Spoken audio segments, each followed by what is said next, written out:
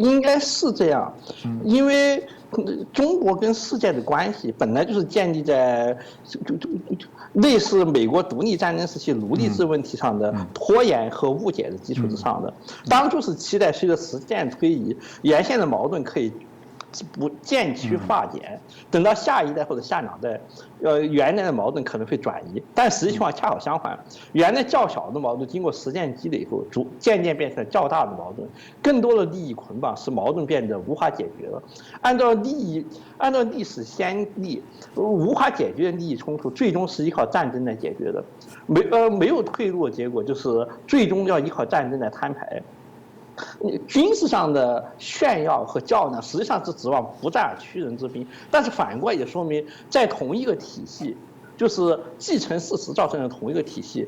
在双方不同的认知结构当中做了不同的理解以后，本身就会构成进一步升级，最终无法解决只能冲突的原因。这个认知结构升级是什么？就是中国改革开放的基本前提就是富国强兵。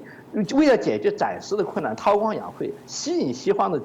技术和资金来解决暂时的困难，最终是服务于大国崛起的目的。从这个角度来讲，邓小平的韬光养晦和习近平的大国崛起没有本质上的矛盾，这是同一个战略的两个时间段的不同组成部分，而后一个部分本身就是前一个部分合乎逻辑的结果，而且是前者的根本目的。所以资源积累到一定程度以后，就得服务于原有的目的。原有的目的就是假定中国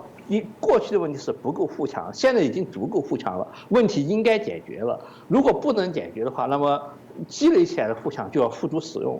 那么，但是西方的意见就是这个样子，就是苏联和中国从苏联集团分裂出来以后，被视为一个可以改造好的小学生，通过善意的接触和适当的援助，一方面发挥了协助西方克制苏联的战略目的，另一方面在接触到更好的榜样和更好的生活方式以后，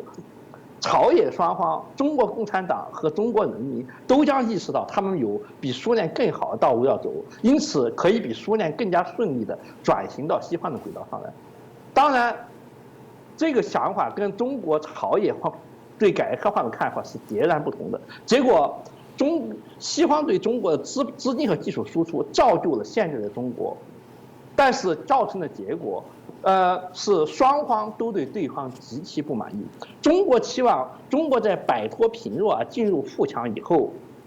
西方对中国的和平演变要求会渐渐趋缓，中国将会根据自己的实力重写国际秩序，包括实现，促使共产党作为一个外来马列主义政权转型为一个合法的中国王朝的必要组成部分，就是统一中国。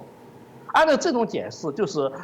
统一中国过去不能实施，是因为中国过去还过于贫弱，现在中国已经实现了诺言，已经变得不再贫弱，是富强了，没有理由不让中国继续统一，这实现统一了。而西方的想法恰好相反，中国过去不能实现民主，是因为中国过于贫弱，现在中国富有起来以后，就应该实现民主了，民主不能再拖下去。换句话说，和平演变不能再拖下去。而中国方面的意思是，